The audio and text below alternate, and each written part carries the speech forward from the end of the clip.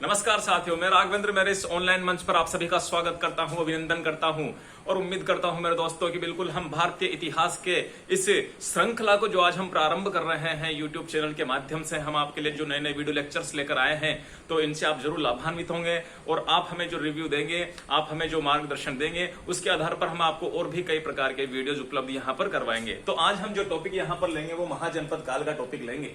महाजनपद काल क्या था? यह काल जो प्रारंभ हुआ महाजनपद काल, जो कि 600 ईसा पूर्व की इसकी अवधि मानी जाती है। तो इससे पहले क्या था? ठीक है, ऋग्वैदिक काल, उत्तर वैदिक काल हमने पढ़ा और उसके बाद हम महाजनपद काल में प्रवेश करते हैं।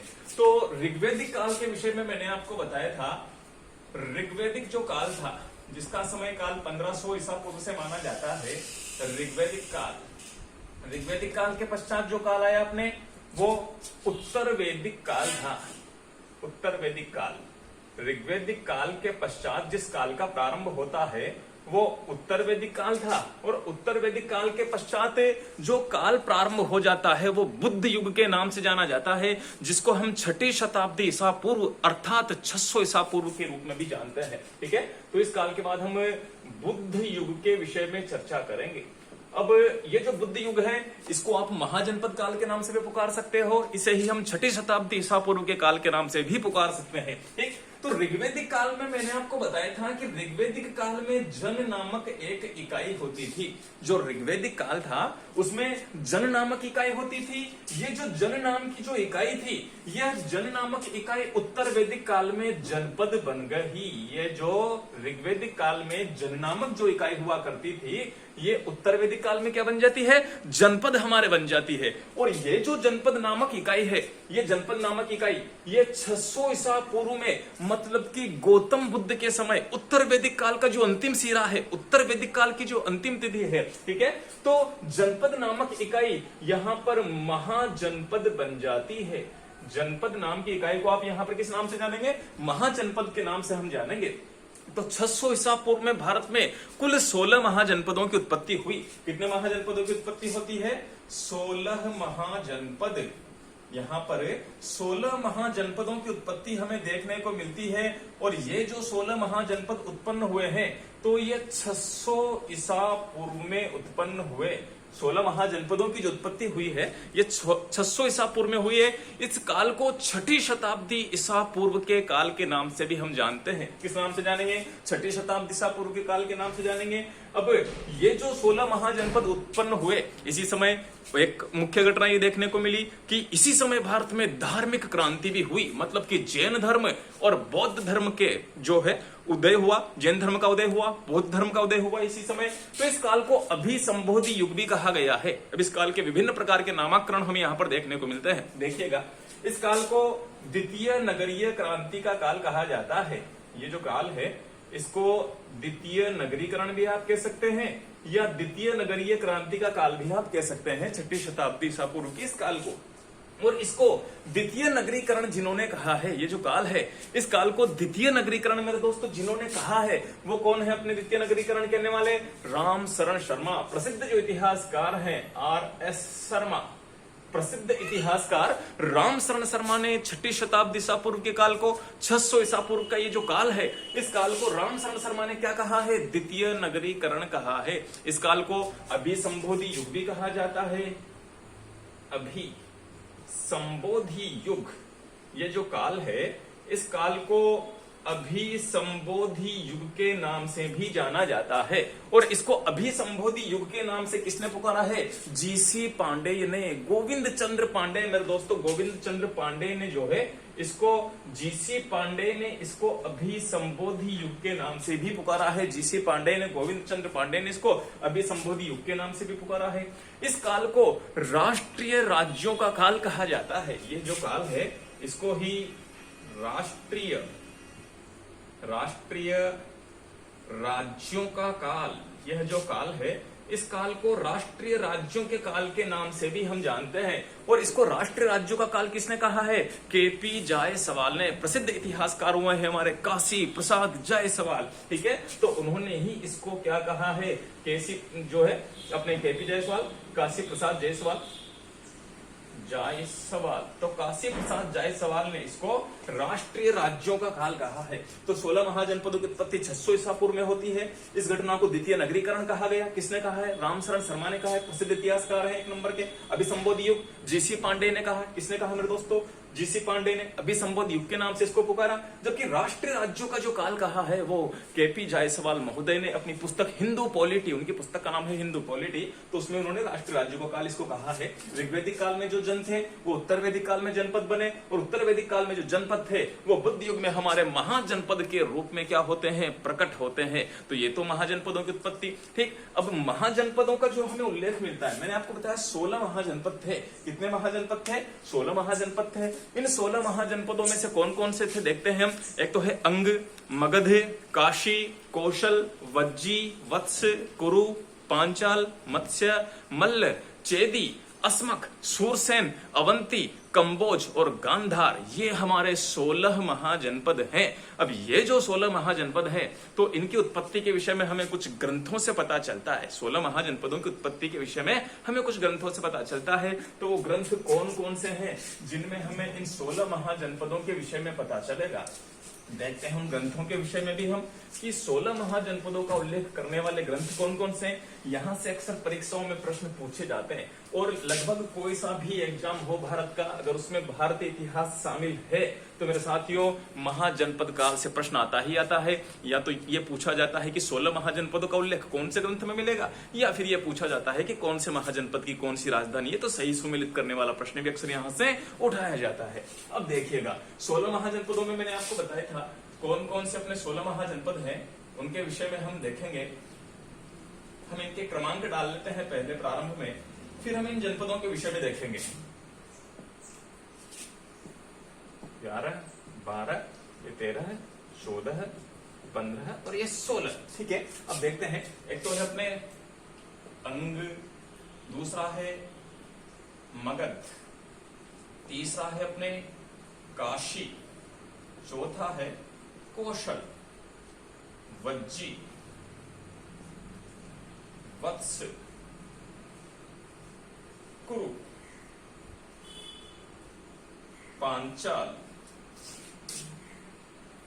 मत्स्य, मल्ल, चेदी,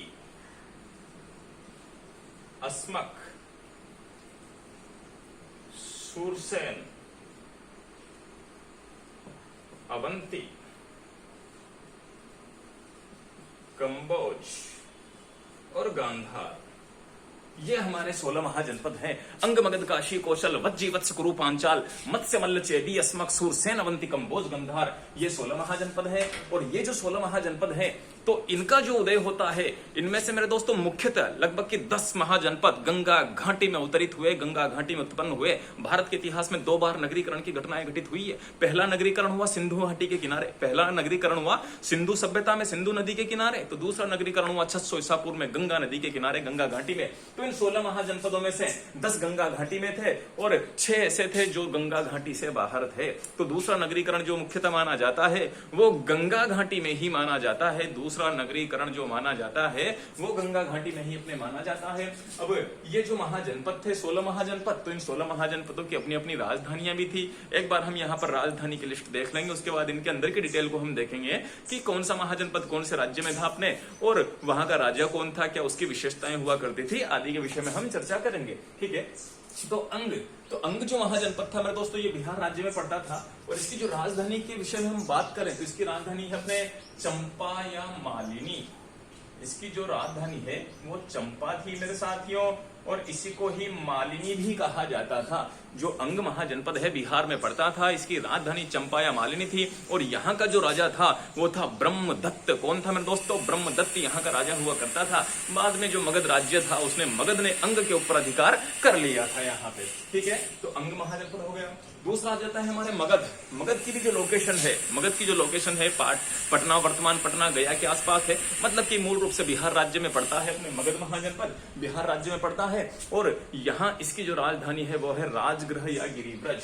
इसकी भी जो राजधानी है अपने वो राजगृह या गिरिब्रज राजगृह या गिरिव्रज अपने मगध की राजधानी थी। राजगृह या गिरिव्रज मगध की राजधानी थी। इसके राजा के विषय में मैं आपको साथ का साथ ही बता देता हूं, आप नोट करते हुए चलेंगे। यहाँ के जो राजा थे वो बिंबिसार हुए हैं और उनका पुत्र अजात शत्रु हुए हैं, जो कि गौतम बुद्ध और महावीर स्वामी के समकालीन रहे हैं यहाँ पर। ठीक है, तो मगध सर्वोच्च शक्तिशाली महाजनपद बन गया था आगे चलकर, और इसी महाजनपद ने आगे चलकर संपूर्ण जितने भी महाजनपद थे और छोटे छोटे जनपद थे, गणतांत्रिक राज्य थे, उनके ऊपर अधिकार कर लिया था। और इसी मगध महाजनपद में 300 ईसा पूर्व में चंद्रगुप्त मौर्य मतलब कि मौर्य वंश की उत्पत्ति हुई, जिसे भारत का प्रथम ऐतिहासिक राजवंश कहा जाता है। ठीक है, तो यहाँ पर मगध, राजगृह और गिरिव्रज ये यहाँ की राजधानी है। काशी के विषय में चर्चा करें तो काशी उत्तर प्रदेश में पड़ता है मेरे दोस्तों, यूपी में पड़ता है, और इसकी राजधानी थी वाराणसी।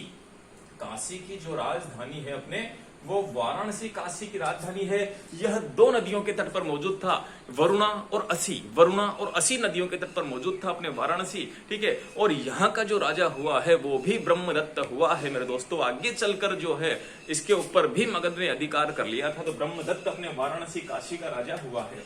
कौशल की बात करें तो कौशल जो है अपने उत्तर प्रदेश में फैजाबाद के आसपास पड़ता है अपने ये। ठीक है, तो कौशल भी यूपी में है, और कौशल की जो राजधानी है वो है श्रावस्ती। कौशल की राजधानी क्या है?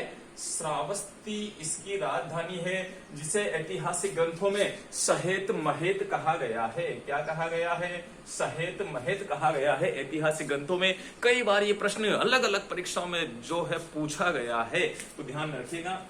तो कौशल की राजधानी अपने श्रावस्ती है, शहर में। ठीक है, वज्जी संघ पे अगर हम चर्चा करें, वज्जी संघ देखिएगा, वज्जी संघ पड़ता है बिहार राज्य में। वज्जी संघ की जो लोकेशन पड़ेगी अपने बिहार राज्य में पड़ेगी, और वज्जी संघ की राजधानी है वैशाली। क्या है मेरे साथियों? वैशाली इसकी राजधानी है, वज्जी संघ की राजधानी, जो कि वर्तमान बिहार में अपने ये पड़ता है। ठीक है ना, तो वज्जी संघ की राजधानी वैशाली है। वत्स, वत्स की राजधानी है कौशाम्बी, मतलब कि यूपी में पड़ता है। ये इलाहाबाद के आसपास का जो एरिया है उसको कहेंगे हम, तो यूपी में पड़ता है। और वत्स की राजधानी है कौशाम्बी। वत्स महाजनपद की राजधानी कौशाम्बी है मेरे दोस्तों। वत्स राज उदयन, यहाँ का जो राजा है उदयन प्रसिद्ध था। वत्स राज जो है अपने उदयन प्रसिद्ध था, जबकि वज्जी संघ एक गणतांत्रिक राज्य था। यहाँ पर गणतंत्र थे, 8 गणतंत्र हुआ करते थे। वज्जी संघ में जो है राजा नहीं हुआ करता था, बल्कि यहाँ पर गणतांत्रिक व्यवस्था प्रचलित थी वज्जी संघ में हमारे। और वज्जी मतलब कि जो इसकी राजधानी वैशाली है, यहाँ के लिच्छवी लोग प्रसिद्ध थे। कौन प्रसिद्ध थे? लिच्छवी लोग यहाँ के प्रसिद्ध थे। जो है वज्जी संघ के 8 गणतंत्र इसमें हुआ करते थे हमारे। ठीक है, वत्स की राजधानी कौशाम्बी थी। वत्स की राजधानी क्या थी? कौशाम्बी। और वत्स का राजा उदयन प्रसिद्ध था, जो कि संगीतकार था। और स्वप्न वासव दत्तम जो लिखी गई है महाकवि भास के द्वारा, वो वत्सराज उदयन के ऊपर ही लिखी गई है। चंड प्रद्योत की पुत्री जो है अवंतिका, उनके ऊपर जो है वो लिखी गई है। तो वासव दत्ता के ऊपर वो है लिखी गई है, तो उनके ऊपर आगे हम चर्चा करेंगे। कुरु देखिएगा, कुरु जो महाजनपद है ये अपने दिल्ली हरियाणा के आसपास का एरिया है, कुरु महाजनपद। और इसकी जो राजधानी अपने पड़ती है, कुरु महाजनपद की राजधानी वो है मेरे साथियों इंद्रप्रस्थ। इंद्रप्रस्थ यहाँ की राजधानी पड़ती है। कुरु महाजनपद की राजधानी इंद्रप्रस्थ है। यहाँ का जो राजा हुआ है हमारे वो है कौरव्य। कुरु का जो राजा हुआ है यहाँ का वो कौरव्य था, और इंद्रप्रस्थ इसकी राजधानी है। यहीं का प्रसिद्ध नगर था हस्तिनापुर, जिसको लेकर महाभारत में युद्ध हुआ है। उसके विषय में हमने काफी सुना है, पढ़ा है महाभारत में। ठीक है, तो हस्तिनापुर यहीं था कुरु, और इसकी राजधानी इंद्रप्रस्थ थी। पांचाल की हम बात करें तो पांचाल बरेली के आसपास का एरिया पड़ता है मेरे दोस्त। बरेली यूपी में पड़ता है अपने। ठीक है, तो पांचाल महाजनपद भी यूपी में स्थित था अपने। और पांचाल की जो राजधानियां थी वो 2 राजधानी थी, अहिष्छत्रपुर, उत्तरी पांचाल की राजधानी अहिष्छत्रपुर, दक्षिणी पांचाल की राजधानी काम्पिल्य। तो इसकी जो राजधानियां अपने हो जाएगी वो एक तो हो जाएगी अहिष्छत्रपुर, इसकी जो राजधानी है वो एक राजधानी तो अहिष्छत्रपुर है, और इसकी दूसरी राजधानी हो जाएगी काम्पिल्य।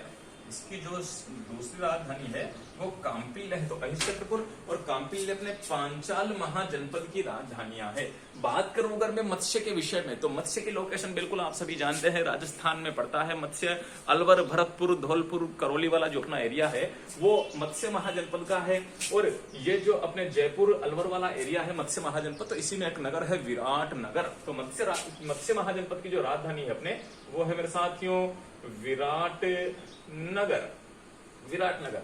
ये 16 महाजनपदों के नाम हमें किन किन ग्रंथों में मिलेंगे उनके ऊपर भी हम चर्चा करेंगे, जैसे कि अंगुत्तर निकाय में मिलेंगे, भगवती सूत्र में मिलेंगे, महावस्तु में मिलेंगे, महाभारत में इनके नाम मिलेंगे, हमें शिल्पमादिकारम जो दक्षिण भारत का ग्रंथ है उनमें हमें इनके नाम मिलेंगे। ठीक है, तो मत्स्य जो है विराटनगर में है, मत्स्य जो महाजनपद है इसकी राजधानी क्या हो जाएगी अपने विराटनगर हो जाएगी। और यहाँ का राजा विराट था। यहाँ का राजा कौन था? विराट था।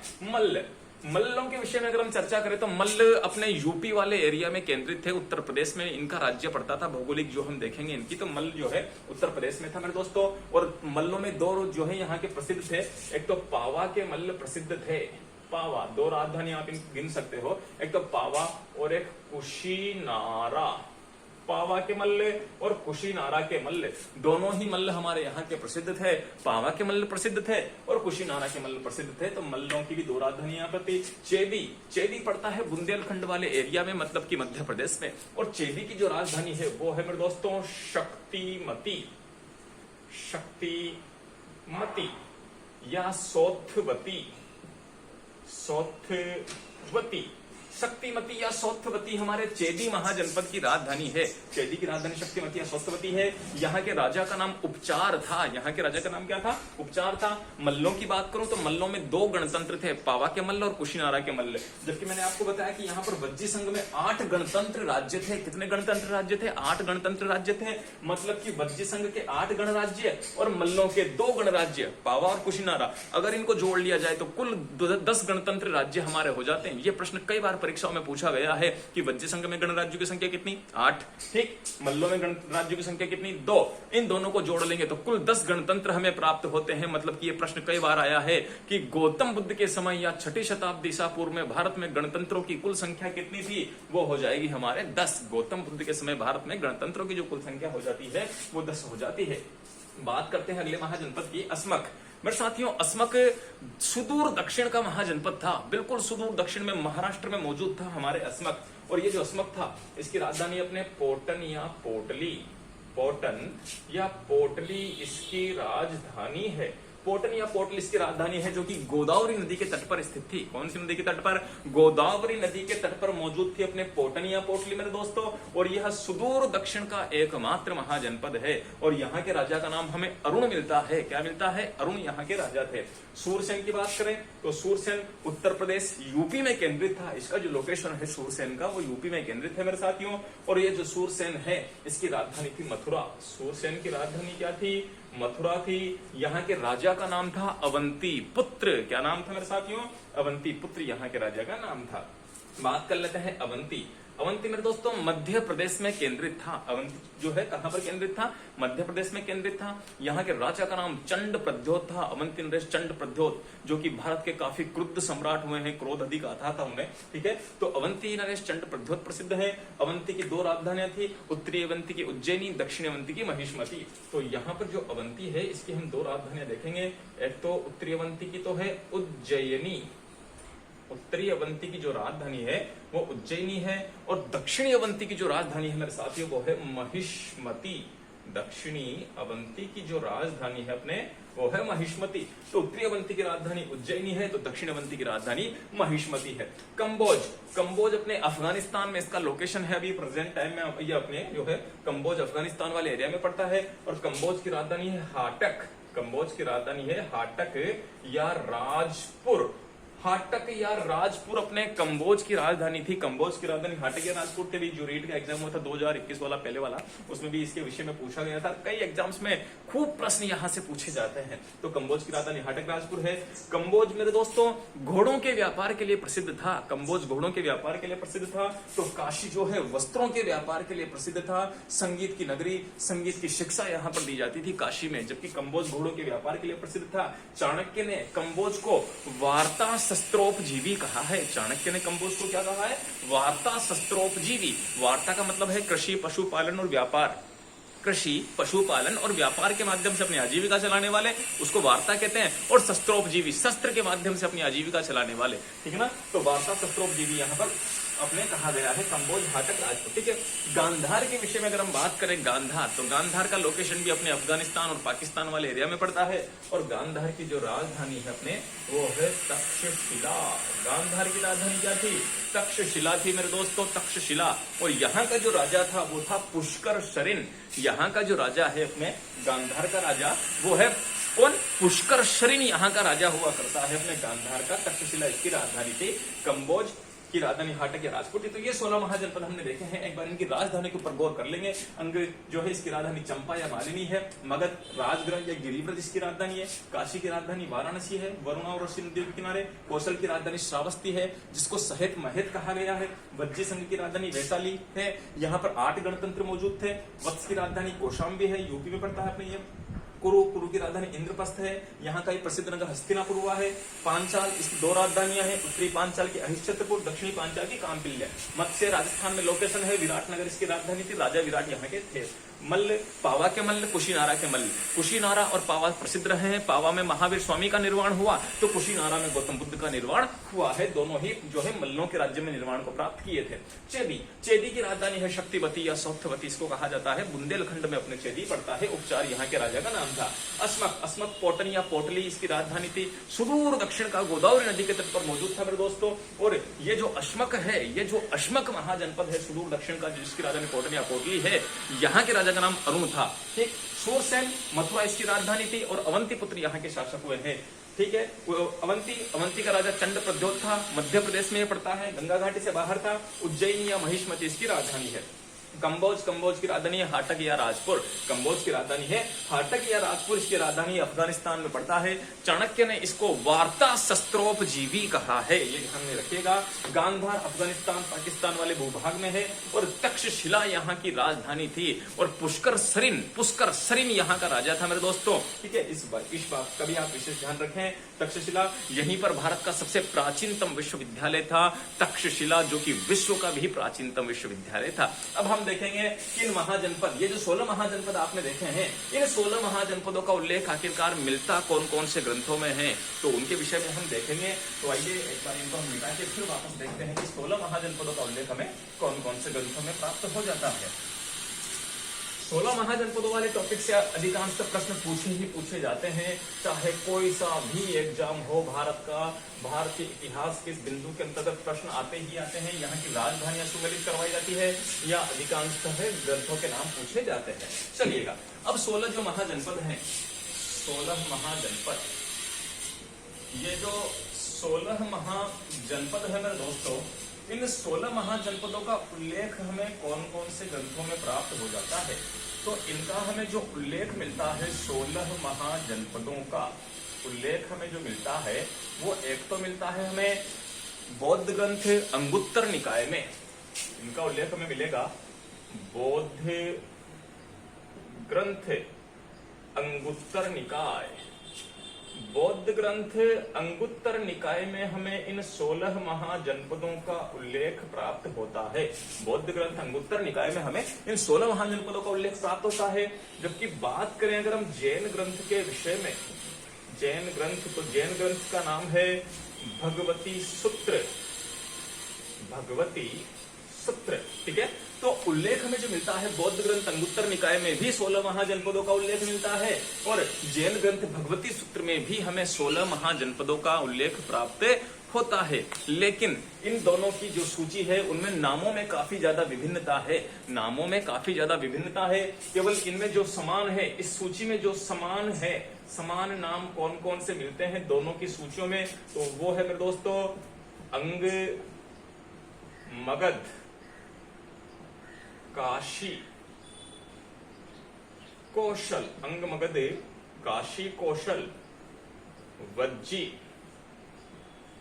वत्स और मल्ल।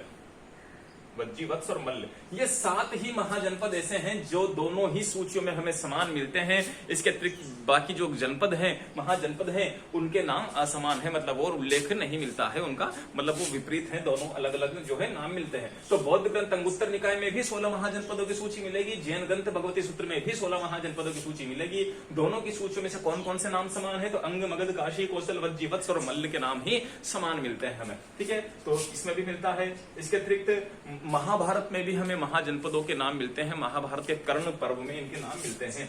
तो महाभारत का कर्ण पर्व, RAS प्रीलिम्स एग्जाम में ऑलरेडी ही यहां से प्रश्न आ चुका है।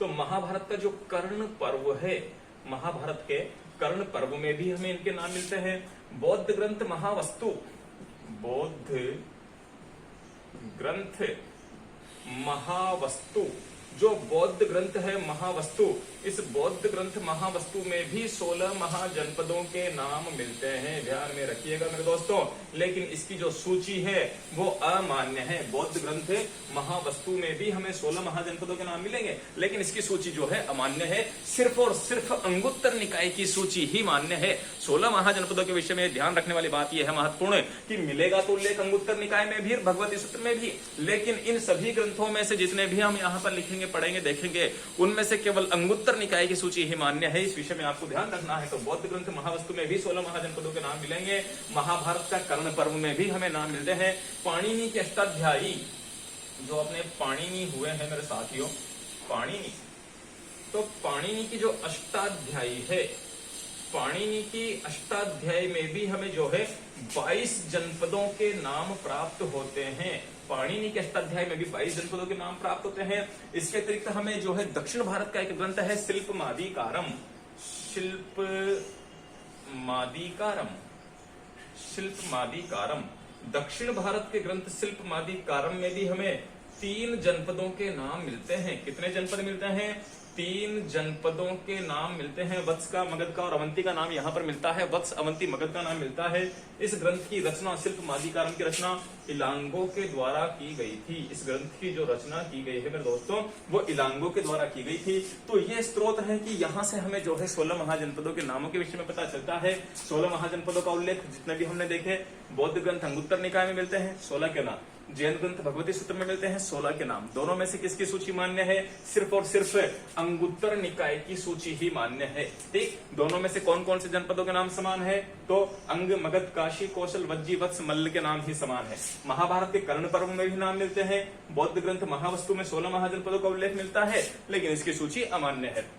पाणिनि के अष्टाध्याय में 22 जनपदों का नाम मिलता है। RAS प्रीलिम्स एग्जाम में ऑलरेडी ही यहां से प्रश्न उठ चुका है मेरे साथियों। ठीक है, शिल्पमादिकारम में 3 जनपदों का उल्लेख मिलता है। और दक्षिण भारत का ये एक ऐसा ग्रंथ है जो महाजनपदों के विषय में थोड़ी सी जानकारी देता है हमें। ठीक है, इसकी रचना इलांगो के द्वारा की गई थी। ठीक है मेरे दोस्तों, तो आज हमने महाजनपदों के काल के विषय में पढ़ा है। ये topic IAS exam, RS exam और जितने भी शिक्षक भर्ती के एग्जाम है और अदर जितने भी एग्जाम है पूरे ऑल इंडिया लेवल पे संचालित होते हैं। अगर इतिहास पूछा जाता है, भारत का इतिहास, तो महाजनपद काल से राजधानियों को सुमेलित करने वाला प्रश्न यहां से अक्सर पूछा जाता है। इन दोनों ग्रंथों के नाम अक्सर यहां से पूछे जाते हैं परीक्षाओं में, इस बात का ध्यान में रहे। जल्दी ही हम फिर से इतिहास के एक नए टॉपिक के साथ आपके लिए हाजिर होंगे। तब तक के लिए मेरे दोस्तों चलते हैं। बिल्कुल नमस्कार, बिल्कुल आप लोग अपना ख्याल रखिएगा और बिल्कुल अच्छे से अपनी पढ़ाई कीजिएगा। धन्यवाद।